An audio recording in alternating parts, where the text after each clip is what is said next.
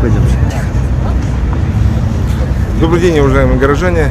Сегодня прекрасное солнечное утро. Я от лица Якутской городской думы и от себя лично хочу поздравить всех горожан и жителей нашей республики с Днем государственности Якутии.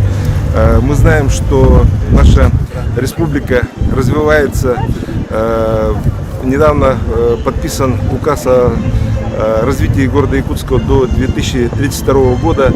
И с каждым годом у нас вводится очень много социальных объектов, строятся школы, дошкольные учреждения.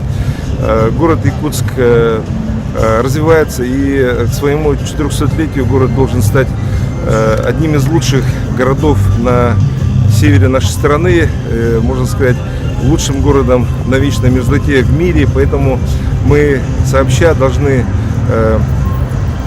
работать на благо развития нашего города. С праздником вас!